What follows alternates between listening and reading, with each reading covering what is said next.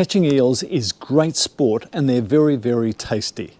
I'll show you where I look for the eels, the places that they're most likely to hide, the tackle that is best able to actually get them in, and then their favourite baits, the ones that are probably most effective and have proven to get the eels in. When I'm looking for waters to fish in for eels, then I'm looking for some of our slower moving rivers and creeks. The eels particularly like these where there's plenty of structure. I'm looking for waterways that've got fallen trees, got logs, got rocks in them, anywhere that the fish can take refuge, anywhere that they can hide. And they do most of the hiding during the day and tend to feed at those low light periods, the morning, or at least from the dark going into morning, and then in the evening going into darkness. Best times to target those fish. A lot of our suburban waterways, our little creeks and rivers, do have a good supply of eels. So it's just a matter of actually getting out there, doing a bit of walking, finding some deeper holes and structure, and that should increase your chances of finding an eel. Eel bites can be a little bit unusual. They can be a little bit soft. Sometimes you just see the rod tip moving back and forward a little bit, even with a good sized fish.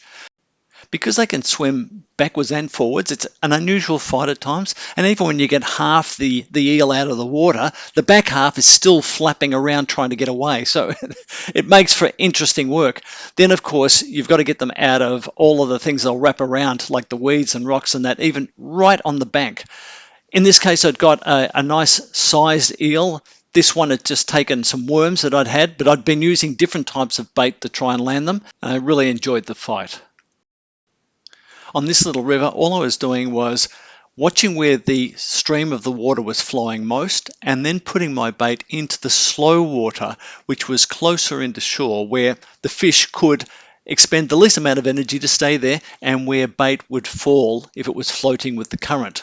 Now the rod and tackle that I use is pretty simple. A general purpose rod is absolutely fine. This thing is rated from about 5 to 7 kilos. A size 3000 reel, something that will suit the rod and that holds. I'm going to use 8 kilo line on this only because the eels love structure. They love going into the rocks and branches and things like that. So if you don't have fairly strong line on, they can break you off in those structures. The other thing is that I use a slightly larger hook. So what I'm using here is a size 2 hook. Now you can use from anywhere from size 8, but the thing is I'm going for the larger eels, so I want something that is big enough to take that hook. Therefore I go a bit larger. I don't want the small ones. There's no size limit on eels in Victoria, Australia, but what we want to do is, if you're going to have some fun and you want to eat them, then going for the larger eels is probably the better way to do it. So I use a size 2.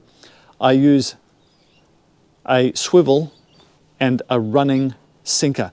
I just use the swivel because what's shown over time is these fish move around. They can actually swim backwards and forwards, and they swim around and they twist. So just having the swivel there saves from getting all of this tangled up.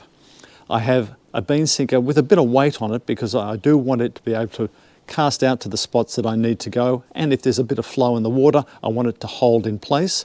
Eels are most active in the warmer weather, from spring through summer, so that's the time to really target them.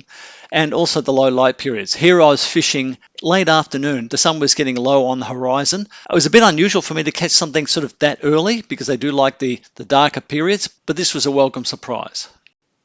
Eels are born in the salt water, and then as they get bigger, they migrate into the fresh water. They spend most of their times in fresh water, and then they go back to the salt water to breed and die many, many years later. So you can catch them in the salt water, but most often you're catching them in the estuaries or in the freshwater creeks and rivers.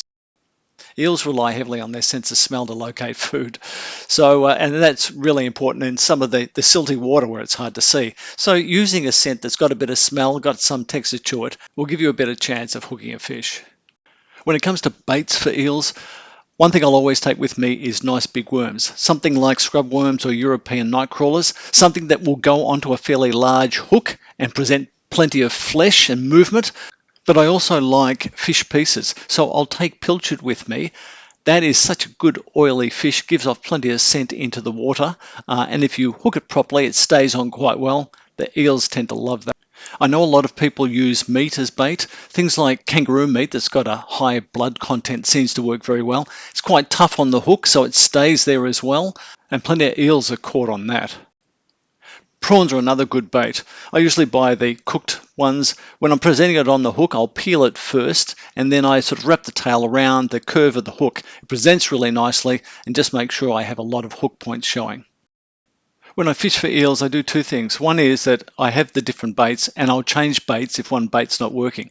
The other thing I do is actually throw bait into the water. So what I'm doing is I'm burleying up with the bait that I'm going to use. If you do that properly, they get used to what's on the hook, and if they're picking up all these three pieces of bait, and then suddenly they find one on your hook, and then you get an eel.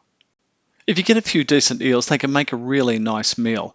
I mean, I am surprised at times at just how big they get, some of the ones that we catch here, but they can get quite a bit bigger. So if you're going to handle them, you need a little bit of kit just to make sure you can do it properly. Two more pieces of kit that I always take with me when I'm going after eels. One is always, I have a pair of pliers in my tackle box at all times. It helps to get the hook out of the mouth. These are extremely slimy fish. And so you want something that, rather than trying to get it out with your fingers, getting it out with something fairly sturdy that can get a good grip on the hook. That works well.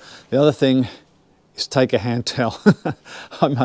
They are slimy, and so every time I've been handling them, that you get the slime on, which is a little hard to get off. So having a towel will make things a lot more pleasant for you. And the effort can be worth it because eel flesh is incredibly rich and tasty, and that's why it's so popular in some of our top-end restaurants. I usually have a float stopper. When the fish take the bait and they move through, so they can actually pull line through the sinker, so the sinker's on the bottom, they can pull line through, they feel a bit of confidence in finally taking that bait, and then what happens is they get to the line stop and that pulls the hook into their mouth. So it actually forcefully stops at that point, and as they're swimming away, that hook gets a little bit of a jolt, goes into their mouth a bit better, and so I get a better hook hold.